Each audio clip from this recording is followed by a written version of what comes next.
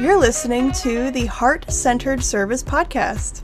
A podcast to help freelancers create the lifestyle of their dreams while doing work that brings them purpose. I'm your host, Francesca Mamlin. And I'm your other host, Krista Aoki. Each week, we'll release new episodes with tips and personal stories for online service-based entrepreneurs. We hope you enjoy.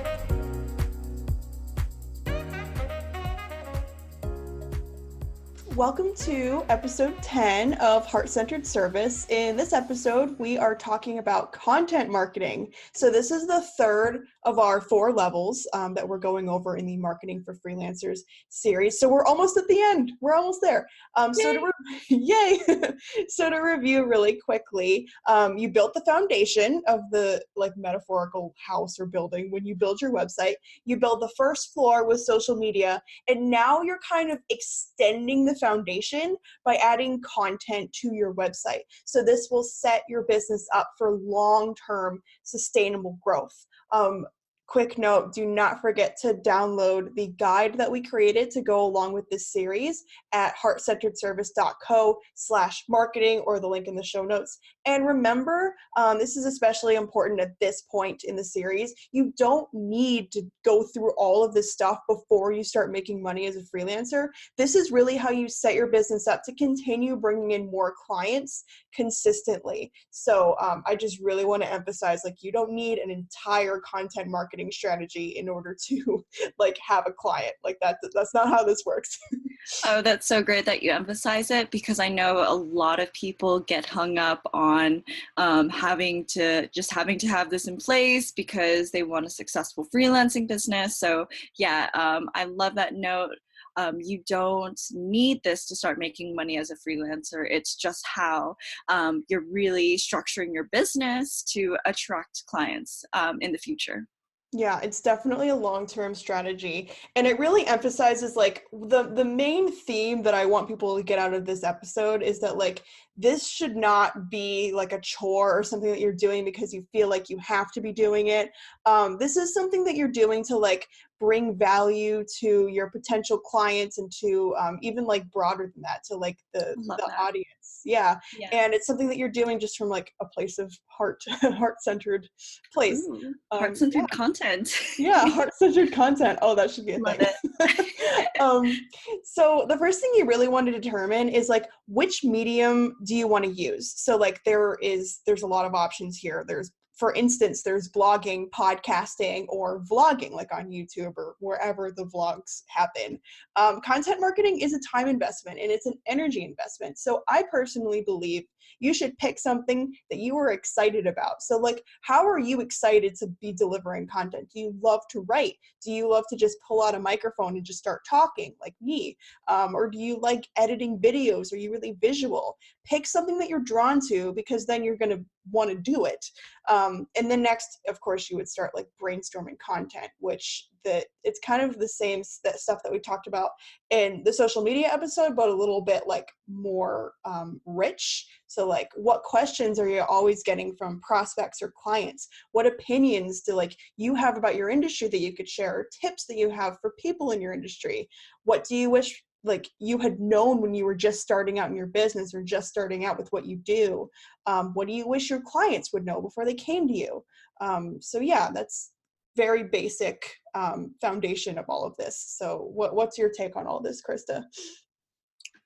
Yeah, so I really think that when it comes to choosing the medium, that again, we're thinking about user intent. So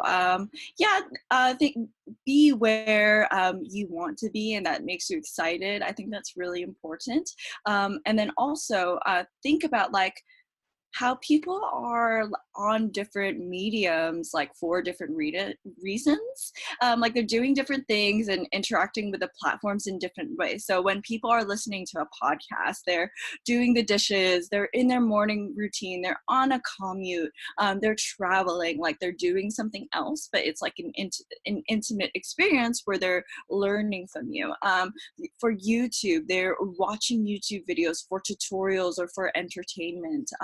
And for blogging, it really depends on how they find you and how they interact with you. But for the most part, with blogging, you're writing for people who are skimming your content. So you really have to think about, like, when you're choosing a medium to focus on, how are people interacting with you, and how can you use this interaction to your advantage. And so there's are definitely different ways to do that. And I guess in the future, maybe we can like dive into how to use each medium more specifically as a freelancer.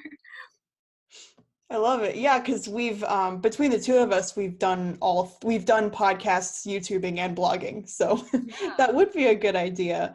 And that is such a good point. Like, even if if you're a podcaster, for instance, like maybe like making podcasts where people have to like be really hands-on with the stuff as they're listening, like that might not work because they're probably like cooking food or like driving in their car. Like maybe that kind of content, if you're going to do like tutorials, or if you're going to do like, I don't know, meditations came to mind because you can't do a meditation when you're driving a car. That's not safe.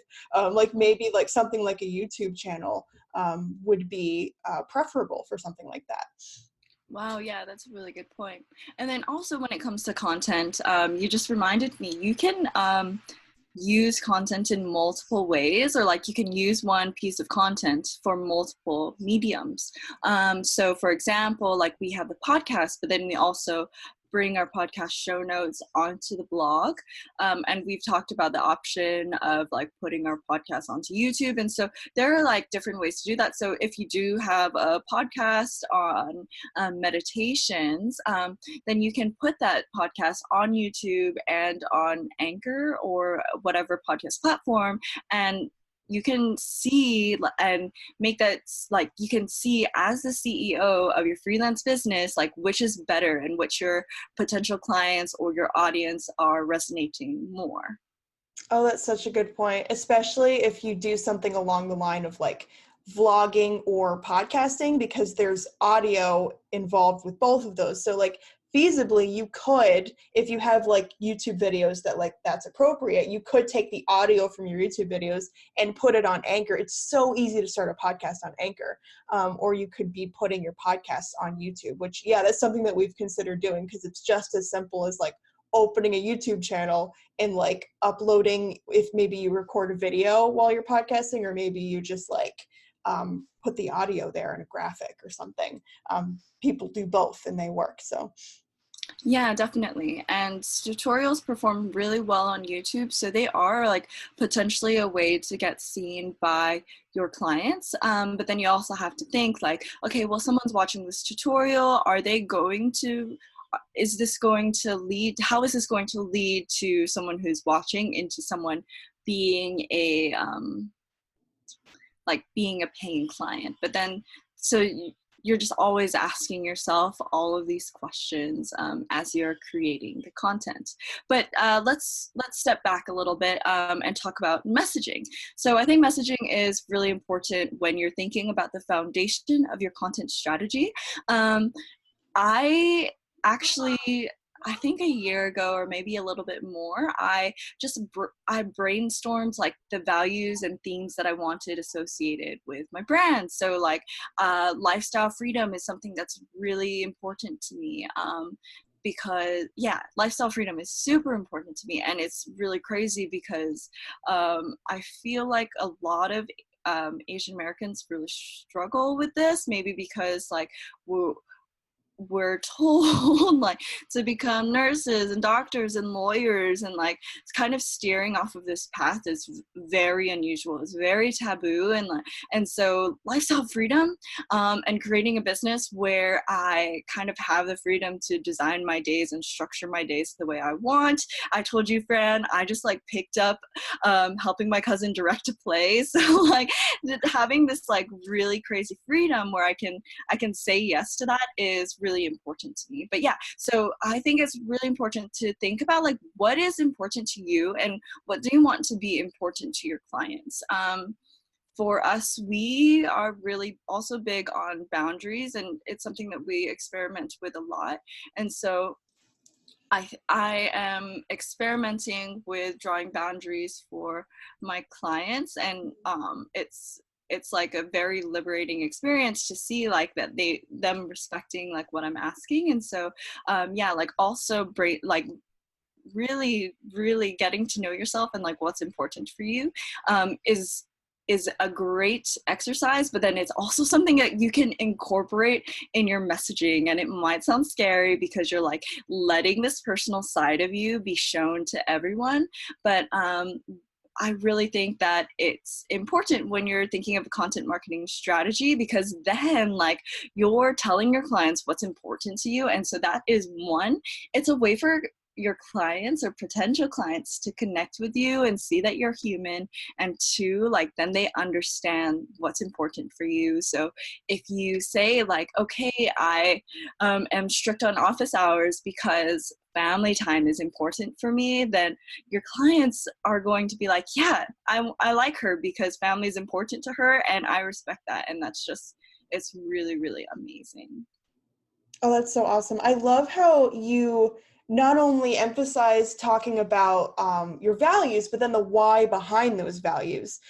Because we all have values in life, but then we have a story behind them. Like for you, you value lifestyle freedom because you come from a culture and a background where that wasn't valued and that was not in alignment with you. So like you made that correction and now it's one of your values. And then the same thing with the client stuff.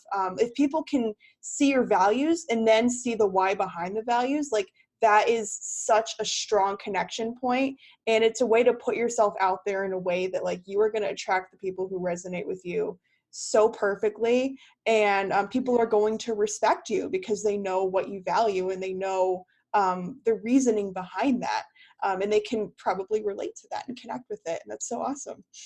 Yeah, I think the ultimate goal is to bridge that gap between your offline and online presence, like, and really assess what part of you do you want to bring online. And I think you've been doing this really, really beautifully, and I'm so excited to see this grow even more. But you're really passionate about astrology, and so it's very amazing to see the way that you're bringing astrology into your Instagram presence and like really showing people like, hey, this is something I have expertise in or knowledge in, you know, and like this is something that I'm really passionate about. And so I think just naturally people who are interested in this or who want to learn more are going to be following along because they are excited to learn more. And it's very cool because then like, okay, so someone sees, oh wow, Fran loves astrology and she's posting about it online, and then they'll meet you offline and they won't be surprised that you're passionate about astrology, you know? Or like today on our Instagram stories, because we do the hashtag work with me Wednesdays, you're doing our work with me Wednesday today, and you posted a story about how you're reading a book about the Civil War.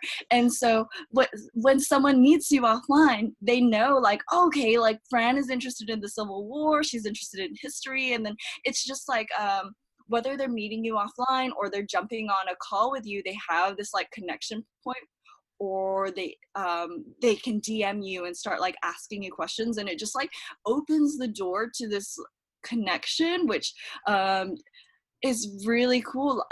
As someone who's shy and like, I think I've talked about it on this podcast before. Professional is like professional, work is work. So it's just beautiful to me that we can like, yeah, bring our personalities into our businesses and into our online presence. Yeah, I love it. And I like how when I've been like experimenting with all the different ways that I can show up more authentically in my Instagram presence, because I feel like when I then get on the phone with clients and when I then like meet people that are associated with my business and stuff, like I don't feel like I have to hide parts of myself. And Krista, you talked about this in the social media episode. Like you're like, I'm being really authentic about your anxiety on social media has like helped you not have to hide things from your clients when you're actually on the phone with them, because like they see it on your social media. And yeah, with the astrology thing, I'm actually experimenting now with like ways that I can create more in-depth content around like astrology and business and mindset, the other things that I talk about, because that's what's really cool about this content strategy, is that like you can take this stuff and go even more in depth with it. Like we give you a really good template in the social media episode about how you can show up really authentically on social media, be really transparent and vulnerable, and then with this content strategy you can actually go more in depth into these topics in ways that they're in line with, like for me, like how maybe following the lunar cycle helps me with my business and with my personal development work. And Yes. yeah, like you can like connect those different topics that you're interested in into like your central core and you really do that through like the freedom that you get from creating long form content, like having a blog or a podcast or a YouTube channel. Yeah, that's really true. This content is like a form of self-expression, you know. So it doesn't have to be all about business. For example, I talk a lot about being an Asian American on this podcast because it's something that's really important to me. And I'm actually also writing an article that'll probably take 6 months to write, but it's about being an Asian American in this industry. So it doesn't have to just be like, I don't have to just be publishing content about design. I can still be bringing parts of me into my content, and so you can still be bringing parts of you into your content. And if you're stuck and you're just like, oh, well, I don't have anything interesting that I really want to share, then one way that you can start working on your messaging is ask your friends what they would go to you for. Ask your friends, like, what are the quirky things they notice about you or how you help them. Think about like how you bond with others and like what stands out about those bonds. Think about your existing personal relationships, and yeah, use that as content. Like Fran, we've practiced this with our friend Elizabeth before, and I think we all notice something about the other that, like, you guys noticed something about me that I didn't, like, it never really clicked, and I didn't feel very confident about it. And just like knowing, like, oh wow, other people see this in me, it helps me bring a certain aspect of a different like perspective into my brand messaging, because like this is real, this is what my close friends see in me, so I can bring this online, and it really actually helped in my content creation. So in short, talk to your friends, see what they would go to you for and what they say about you. Yeah, and what I love about our friend group is that like we take the initiative in sharing that stuff about each other, because we're all entrepreneurs. So like we know that like when we say things, when we make observations about each other, like we're actually really helping each other like leverage strengths and stuff.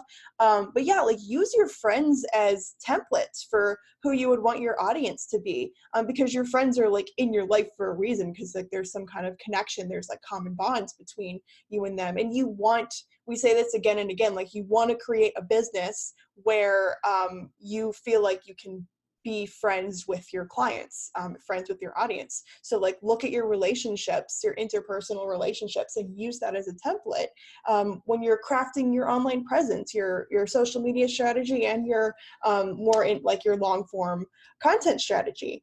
So yeah, like all of this that we've been talking about so far, this is like brainstorming stuff. Like you probably are listening and you're like, oh, I could write about this, I could write about this. So what you want to do is like, when you are going into creating a content strategy, the first thing you want to do is like create a list of topics that you like initially want to be writing about. And like you can like I like to start brain dumps on Trello. Like for this podcast, we have a big brain dump section in Trello that we just like pop episode ideas into whenever we feel inspired, and then we come back to them later. And then like get yourself on a project management system like Trello or Asana, and then you want to really get organized and systematic in the way that you like produce this content. I do a lot of work with my business coaching clients around this. Everybody's different in how they craft their week and how they're like productive, but I try to like offer a template, and then they kind of like edit it and change it as it works for them. I like to set aside time every week specifically to work on the content. So like when I had my other podcast, which I'm not really producing my other podcast right now, but like Tuesdays were podcast day, and I would like sit down, I would edit all of the podcast episodes I'd previously recorded, and then I would like schedule them out. Wednesdays was writing days. So like I would outline podcast episodes and I would write show notes. So like if you have a blog, like you can set aside a back-end tech day, and then you could set aside a writing day specifically for like writing stuff. And I also do copywriting work. So like I would do my show note writing on the same days that I did copywriting work for my clients, because I was in the mindset of writing. And just make sure you're giving yourself time and space, and you're staying organized so that you can keep the cadence of your content. Like you can be producing content consistently, but you're not like rushing. Like you should be like a few weeks ahead. You shouldn't be like, oh, I have to publish a blog post tomorrow, so I have to write it, format it, and like and edit it and all of the stuff. Like you don't want to do that all the night before. You want to be proud of the work that you're doing. So Ooh, yeah, don't rush the process, but plan ahead. Yeah, I just saw on Instagram, Diana Allen. She has a side project where she's like publishing recipes that are under $5 per day or something like that. Sorry, Diana, if I quoted this wrong. But what stood out to me about her is she has a day where she's just working on content, basically. So she refuses to do any client work on one day per week, and she just works on her content, which is for a side project, but you don't have to be publishing content for a side project. You can just set a day where you're not working on any client work, you're just preparing content, or doing research, or just doing things that aren't really client work, but like more CEO tasks or content tasks. So that is one way to like really make sure that you're getting yourself organized and setting that time every week to work on your content. Yeah, and it can be hard to sort of get into the flow of doing this, especially when you're just getting your blog off the ground, or like maybe you're in a place in your business where like everything feels kind of scattered and unorganized. Like we've all been there. Like I understand. You can set aside one day a week to like invest in the future of your business and the future success of your business. Like you can do that. And if it takes you a while, like if you have to like spend a week like really getting ahead on client work, and then like be really intentional about how you organize the next week, like you can do that. And I know like you have a business to run, like this can seem really overwhelming, but if this is something that you're really committed to doing, like creating a content strategy so that you can attract clients like consistently, and like so eventually like you have people coming to you, and you don't have to worry about like chasing clients and stuff, like this is the investment that you're going to want to make, is like setting aside a day every week to really put value out there for an audience. Yeah, definitely. And it doesn't have to be every week. It can be like once every 2 weeks. For example, I publish my newsletter like once every 2 weeks. And so you don't have to put like this huge amount of pressure on yourself if you feel super overwhelmed. Like, just put aside time to publish content once every couple of weeks. And if this still sounds stressful, then make use of your notes on your phone, and like, just jot notes down whenever you feel like super inspired. And when I do this, when I'm jotting notes down, I go back to my messaging list, my list of brand values, my list of like brand messages, and I refer to that, because then when I refer to that and I combine my brand values with the ideas that I have, all of a sudden I feel super inspired. So you just have to like have these values written out, because it's something that's important for you. This is why you're working in the field you're in. This is why you're doing what you're doing. This is why you're in the field that you're in, or why you're like, it's your why. And you are going to be fueled by your why. So like on those days where everything is just going wrong and you just like need some kind of therapeutic thing and you have this idea but you don't know how to make it relevant into content, you'll look at your why and then all of a sudden you're like, oh yeah, this is why I'm doing what I'm doing. And then, I don't know, inspiration will follow after. And maybe this isn't for every time, but there are a lot of ways that you can like find the inspiration or put yourself in a place where you're producing content. So yeah. Yeah, if you have the right why, like it will inspire you. So this is something that like if you have not thought about this yet, if you were like me, because like when I first started my business, I just like started a career as a social media marketer and I didn't really have any like intentions behind it. So I had to really step back a few months in and be like, okay, what am I doing here? And that's fine. If that's what you did, that's totally fine. It's your journey and accept it. But if you have you'll know that you have the right why because it should inspire you. It should make content ideas pop up effortlessly, and it should make Yeah. you get through those days that are, we all have hard days, entrepreneur or not. Like we all have difficult days. Your why should get you through those days. Yeah. And having a list, like you're saying, like having a list of just like brain dumped ideas, and just like either writing or hitting record. Like it doesn't you don't have to be recording a podcast. Like maybe you're recording like an audio note on your mobile phone, but yeah, just like hitting record or just writing and like getting things out. You can do quality control later, but yeah, just I guess setting that time aside and committing to that time will help things flow. Like at the beginning of this episode or at the beginning of today, I didn't have like that much to talk about. I see like an empty bullet point under under here, but sometimes you just have to actually like just commit and go and like do it and yeah, force yourself into that place. Yeah, our episodes kind of, especially as we continue to make more and more of these, they kind of take a life of their own as we just start recording. Like the social media episode was the first one that really like it went a completely different direction than we planned, but it was really cool. And I think that's going to happen more as we continue working with this podcast. And that's a lot of times that's what happens when you create content. Like you start with an idea and you run with it, and then it just like kind of forms as it's going, which is great. Another really great practice to help you come up with ideas is journaling. I journal a lot for mindset purposes and for personal development purposes. And I used to get so many ideas for my other podcast just from my journaling sessions. Like I would be journaling about something that's happening in my business. And I'd be like, oh, I really want to share about this in my podcast. I actually think I have a couple of podcast episodes where I literally would read a journal entry.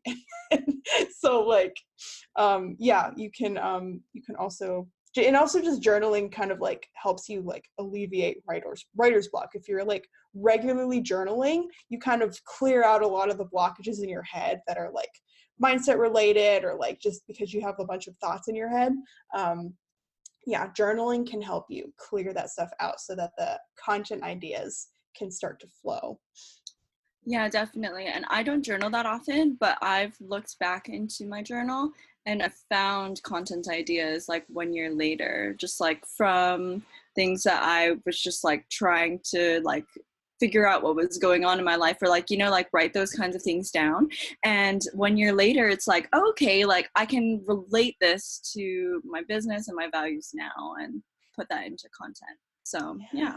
A lot of times really good content comes from like something that you worked through over like a long-term period. Like we had Sheila on the podcast, like she spent, months like working up to a pivot and then working on the pivot and then launching it. And then she wrote this amazing blog post about it. And like, that was something she like condensed her whole journey into like one blog post. That's really good content stuff because people relate to it. No, definitely. And Sheila's a big journaler as well. If you haven't listened to episode 8, go listen to it after this one. It's so good, especially if you're feeling stuck with where to go in your business. It's so helpful. But Sheila wrote a book a couple years ago, or like a year and a half ago, and she went to her journal for a lot of the lessons and the content. And so, yes, I really think that journaling is a good way. It's a good way for you to get your thoughts out, and then also like it could be a source of content in the future. I had no idea Sheila wrote a book. That's really cool. I'm not surprised though, because Sheila. Yeah, I'm back in Ohio right now, and I've been going through a lot of my old journals because like I dumped them at my parents' house because I don't have the heart to throw them away, but like Yeah. I want to lug them around with me. But yeah, it's been cool. I think that it's really important to bring you into your content. Like, I am such a big, big fan of this, and sometimes it's really scary. But as someone who consumes Instagram stories every day, I want to learn more about you. I want to know. Like how you're spending your time, what you're interested in, what I want to know more than business tips. I want to know more than just like motivational quotes. I want to know like what makes you you, and I'm not alone in this. Everyone wants to know that and kind of connect with you in this different way. So I think it's really important to practice bringing you into your content. You don't have to be perfect and like expose yourself totally tomorrow, but start by just posting an Instagram story that's you behind the scenes, like not working. What do you do when you're not working? And show that to the people in your community. Yeah, people don't want to just follow brands on Instagram. Like, if people are following you Yeah, on Instagram, it's not because they want to just like know. I mean, they probably do want to know about your business, but they also want to know about you. People are nosy. They want to know what you're doing every day. Like, they want to know who you are. People are. It's human totally. nature. People are nosy, and I think it's really sweet. So. Oh, said no one ever except Fran. That's okay. You're just spitting the truth, actually. I think I'm just an extrovert, so I'm like, you want to know my business? Here you go. Like. Yeah. Meanwhile, like I'm like trying to figure out how to I really want to start sharing like, okay, I've been helping my cousin direct a play, and I think that's like it's like this, it's totally unrelated to anything I've ever done. It's unrelated to design. But I do want to like bring that onto my online presence. So you guys, I know whoever's listening, you have something too that you're putting your time in, and you're thinking like, okay, this isn't related, it doesn't belong in my content strategy. But I think that's what makes businesses, and that's what makes like your content strategy have that additional dimension that a like a business wouldn't have. Like Fran said, like people don't really enjoy following businesses, or maybe they do. Yeah, maybe they do. Like sometimes it's fun, but like people like to follow businesses when the businesses are creative and have this additional dimension, like the Burger King and Wendy's like brawl or whatever that goes on Twitter. Like one of those fast food chains like has like really witty tweets, and people like that. People like just like the additional dimension. It's not just Burger King posting about their latest on their menu. They're like adding this like personality to their online presence that makes it really interesting to follow along. Oh, I love that. Yeah, because like who would follow Burger King if they were just posting their menu items every day? Like, no, Exactly. like, you want some substance to that content. Yes. Yeah. Yeah. So yeah, some general content marketing tips, I guess, is make sure that you're meeting your readers where they're at. By this, I mean, like, I'm kind of thinking, and I have a background in sales funnels and email marketing. And like what you want to do is you want to figure out what kind of result you bring to your clients, and then where are they when they are meeting you? And then what are the steps that have to happen in order for them to get to like where they are when they first encounter you to where they are when they have finished working with you or when they're your client. So make Yes. sure that your content starts with where they are. Cause like your social media strategy and also your podcast or blog or whatever, this is going to be pretty early in the process. So like what's going through their head right now in this part of the journey? Yeah, I think that's really important. And I think that's something I learned from you is just about the customer journey. So when I wrote my business plan, I just had it up because I thought it was, I wanted to talk about my brand values and stuff. Yeah, when I was writing my business plan, I also wrote the stages of where my customers would be. So I think that's actually really good practice to inspire where you're going with your content strategy. Like, where are they starting? What is the next step? What is the next step? How are you going to take them on this journey so that they're ready to hire you? Because not everyone is going to be ready to hire you immediately, right? Like they're going to want to like test the waters or learn a little bit more about you or about the things that you're doing. So how can you help hold their hand as they make their way through this journey?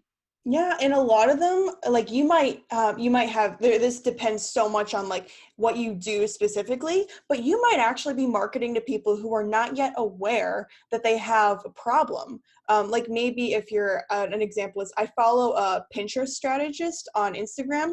That's not something I would have ever considered like hiring for. Still, I'm not really there yet because I don't really have a reason to use Pinterest at the moment, but like, the stuff that she posts on Instagram is actually like helping me realize like, oh, like maybe this is something that you would want to invest in a professional for. So maybe you're in a place where you're actually having to educate your potential clients why they need to hire this stuff out. And it kind of comes to mind like an instant, like for instance, if you're like a lawyer or an accountant, like why do people need to hire a lawyer or an accountant? Like sometimes online business owners or business owners actually need that talk. Like, why do you? Yeah, people don't know what they don't know. So you have to educate them like, no, you don't know this, but you need it. And I think this is really valuable also for like copywriters or freelance writers, because writing is such a hard industry, I think, for people to get into, and people get really frustrated by it at the beginning. So you have to really work on educating people, your potential clients, like why they might need your expertise as a writer, because people don't always see the value in content. So you really have to show them and hold their hand through it.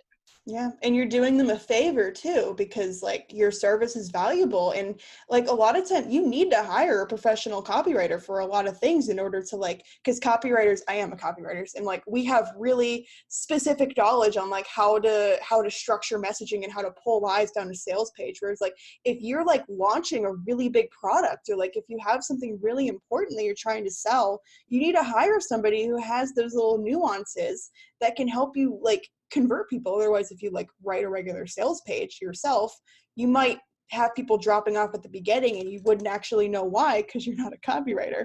Also, you just generally just have fun with this and make sure you set up some kind of system that prevents burnout, because this is like I'm guilty of this too. I dropped off on my podcast mostly because it like there's other reasons for that, but like I see people like abandon blogs and YouTube channels and podcasts all the time. Sometimes there's a reason for that. Sometimes you legitimately do outgrow that method of producing content, but sometimes people just get behind and they burn out and then they don't know how to get back on the horse. And like, so like in the way you avoid that, in my experience, has always been through systems, because I guess I'm just very type A, but I really think it's something that you want to keep in mind as you're starting this journey of content producing.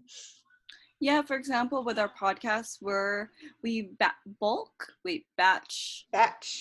Yeah. We batch record episodes, and we're working towards being like a few weeks ahead. So that's one way to kind of prevent yourself from getting overwhelmed, is when you are really passionate about something, just do as much as you can, but don't publish all of it. Like save some for the future. Or Paul Jarvis he has this weekly newsletter that he sends out every Sunday. And so what he just did is, I guess he has scheduled breaks. So he publishes one newsletter every week, but he schedules breaks like maybe twice a year or something like that, so that he doesn't have that I guess, like he is taking a break from producing content so he doesn't get burnt out. And so that's another way to avoid burnout while you're working on your content strategy.